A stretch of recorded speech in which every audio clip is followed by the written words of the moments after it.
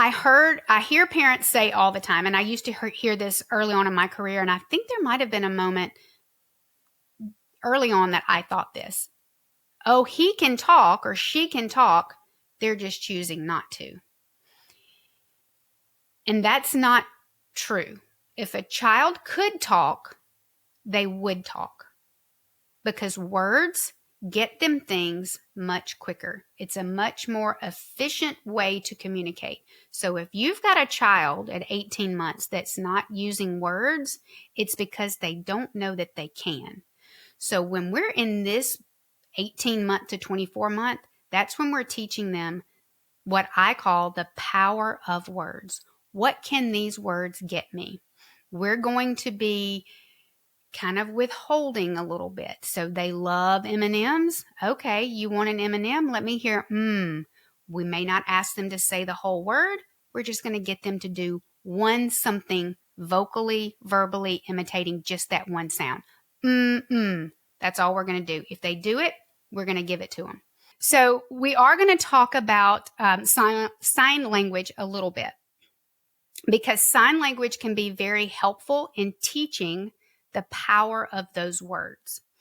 And when I say power of words, I mean, what can this get me? Because let's just face it, toddlers they're pretty stingy little creatures, and they're not going to do something that they're not going to get something in return. And remember, I mentioned earlier that the basic steps of communication are to approach a partner, deliver a message, and receive something in return. And I tell parents all the time in this early language development phase that if they're getting everything that they want without having to deliver that message, meaning if their needs are being met without having to do anything, then why would they communicate? If they walk toward the kitchen or just glance toward their empty cup and mom's jumping up and going to fill the cup up with juice or milk or water, then there's no reason for them to indicate. So using that sign language, those early signs for example, the sign for more. As a speech pathologist, we know that the sign for more is the fingertips together in front of the hand, and we're signing more. And we don't want to get to the point where we're using that sign to mean food, and that's very easy to do.